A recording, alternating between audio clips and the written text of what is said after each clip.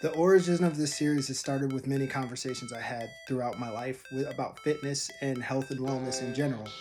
And as a fitness professional, I started on Facebook and I posted a simple fact. And I titled it Uncomfortable Truth because hearing it with no context would make you uncomfortable. And I was trying to start a conversation with people. And sometimes it worked, sometimes it didn't. But the whole goal was just to dispel myths, misinformation, and rumors and give you the honest truth. Hey, it's Coach LB, and I'm back with another Uncomfortable Truth Explained. This time, I'm tackling 4 that I posted, one after the other, because they all are in the same vein and line of thinking. So, Ready? The first one was, strength coach is greater than personal trainer. The second was, personal trainer is not equal to health coach. The third was, dietitian is greater than nutritionist.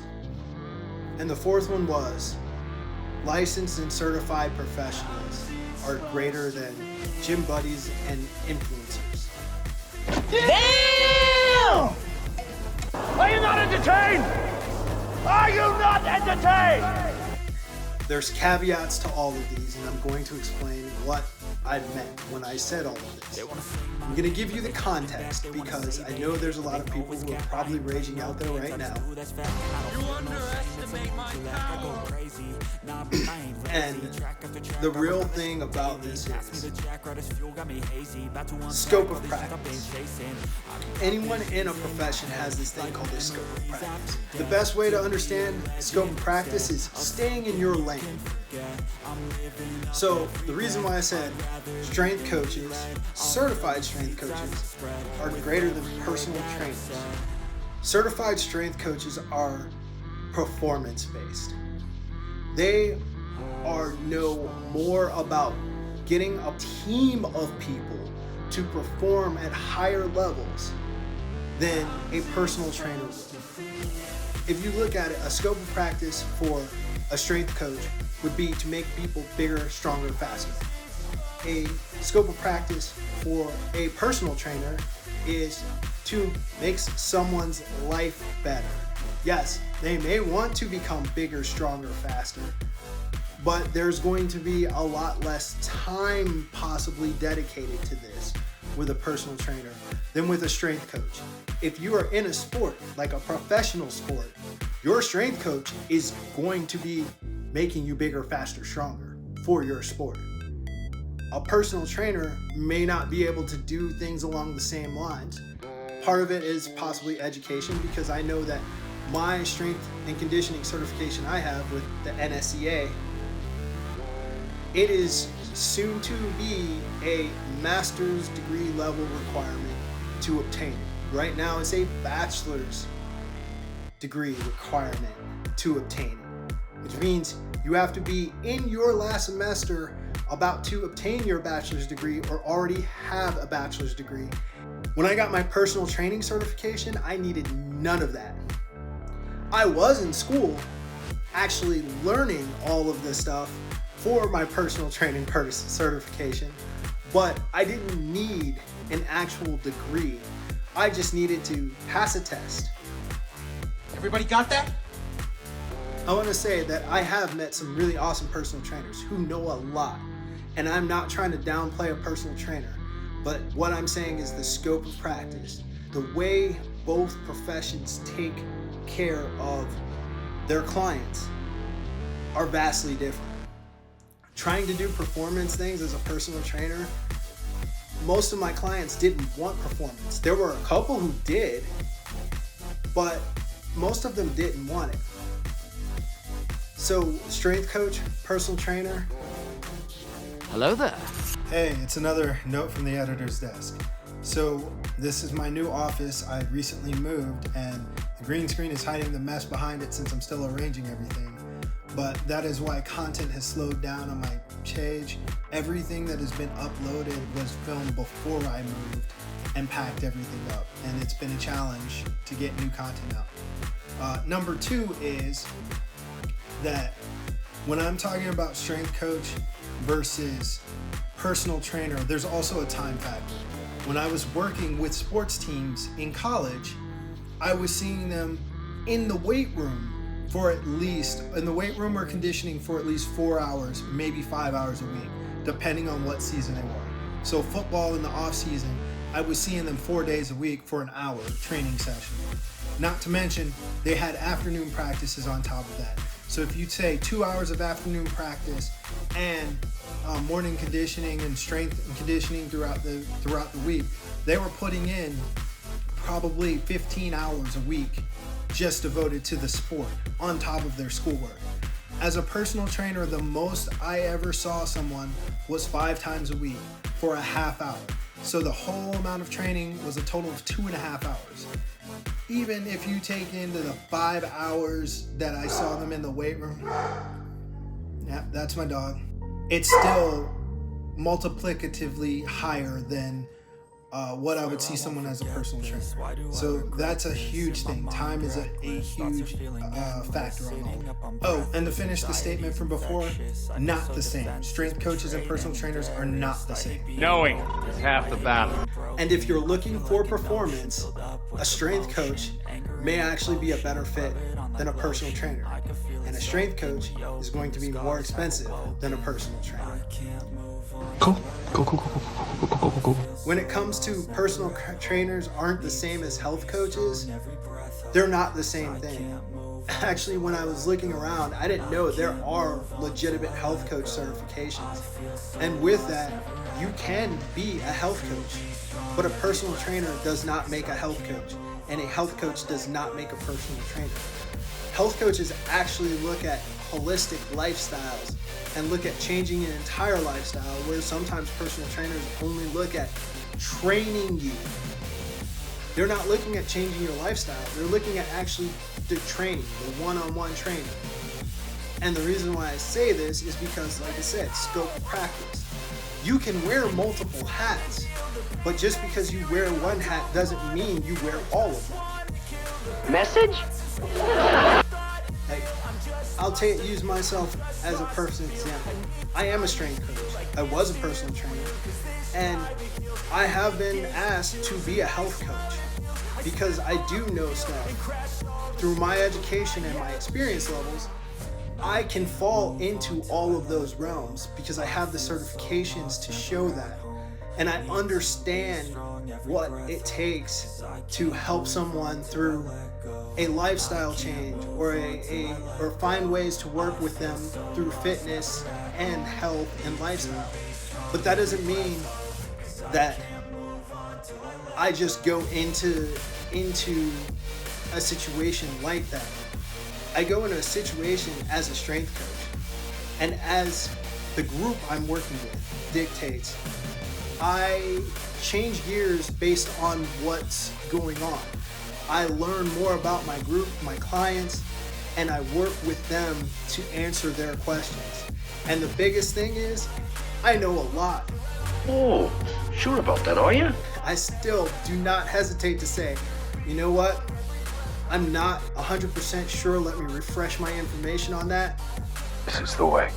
Because I know the cost of being wrong. And the cost of being wrong is possibly hurting someone for the rest of their life. So I would rather be humble and say, I'm not sure. Let me make sure I'm getting you the correct answer, or before I ego trip out and tell someone something that I'm not 100% on. This is the way. Dietitians are greater than nutritionists. And I say this because I looked at the whole dietitian. I know a couple dietitians, and they can have that. National board certification. Basically, a dietitian is the one who can go, oh, let's do these tests. Let me do these tests real quick. Oh, you're allergic to this, blah, blah. They can meal plan for you. They 100% in all legal ramifications can meal plan for you, because they can look at things that that a nutritionist may not even know questions to ask, and make a meal plan for you. They can write meal plans, they can prescribe food for you. They can do all sorts of things that nutritionists can't. And the reason why, it's legal liability. If a nutritionist or someone who says they're a nutritionist tells you, oh man, all you need to do is eat this, eat that, blah, blah, blah, this, that. They can tell you all of these things. And the second you do it and you didn't know you had an allergy to it, and you go into anaphylactic shock, and it's because someone told you to eat something and they don't have a certification that they did all of their due diligence for you, you can sue them. There's that magic word again. Yes, I said it. You can sue them. Legal liability. I am considered a nutritionist. I had sports nutrition certification. They've changed the name of that so many times now. I think it's exercise nutrition. I digress. I am considered a nutritionist. Do I help people look at what they're eating? Yep. Do I help them try and scale out their macros? Yep. Do I help them maybe look at some possibilities of things they can eat? Yes! Do I tell them what they can and can't eat? Nope. That's out of my scope of practice. That's out of my lane. I'm staying in my lane. There are people out there who will just tell you whatever they want to get your money. I'm on YouTube. I'm not asking for your money. I'm just trying to help you out. So the last one is certified and licensed professionals is greater than gym buddies and influencers.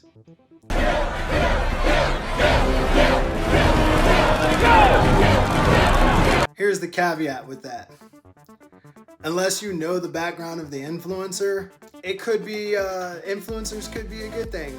I mean, I guess I'm an influencer now. But the whole thing is, you have a lot of people on Instagram and TikTok and YouTube who will tell you things and haven't done a lick of education or research, or they don't understand the way calcium gates inside of your muscle fascicles work.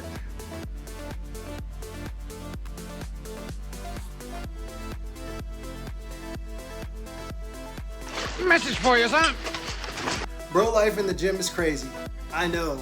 I used to subscribe to part of that bro life, and now I laugh at it ridiculously because I see so many people who don't hit full depth on squats, and it looks like that's what they were going for. You know, guys who, I've just seen so many guys who do so many crazy things, and it's like, Doesn't anyone notice this? I feel like I'm taking crazy pills. I work out a lot differently than I did 10, 20 years ago even. I'm just saying, my whole big thing is understand a person's certifications, understand a person's background, understand where they're coming from. Are they trying to sell you something? The absence of evidence is not the evidence of absence. The weight loss and supplement companies, you'll see a big old bodybuilder, Mr. Universe, or former Mr. Universe, and they're selling you supplements because they're like, take this and you'll get big like me. That may not be everything they're trying to sell you because they just want your money. Know your sources, make sure they're credible, and you can look into me. I'm sorry, son, but you must have me confused with someone else. I got an associate's degree as a fitness specialist. I have a bachelor's degree in exercise science and a master's degree in exercise science. And I'm applying for a PhD in human performance. Right? Yep, second and none. I'm not trying to tout my own horn or anything, but I'm saying understand the certifications and the credentials that someone has before you just take what they said as, this is the gospel. This is the way it is. And sometimes a lot of people are just trying to point out some fallacies that somebody else did. There's reaction videos to everything. This is the way. Understand the scope of practice because it may help you narrow down the search of what you're looking for, and you're looking to hire someone to help you with your fitness or your lifestyle. And don't just trust everyone based off of what you hear or what they say. Look into them. Look into what they're saying. The biggest thing you can do is actually type into Google Scholar, where you have research papers that come up that you can access for free and see if what they were saying was true. And reading research papers sucks. I know, I've been doing it for quite a few years now. Grow fun, sir. Know where the information's coming from, get a better idea, and I'll see you all in the next video. Bro, hey everyone, I really hope you enjoyed this video. I need your help. I am trying to change how we have the conversation about health, fitness, and wellness. So if you like the content that I'm bringing to you, then leave a like, subscribe, or even just share the video with friends, family, co-workers, classmates, anyone. And if you have a topic that you'd like me to discuss and use my expertise on in a future video, then leave it in the comments. Thank you for all your support, and I'll see you in the next video.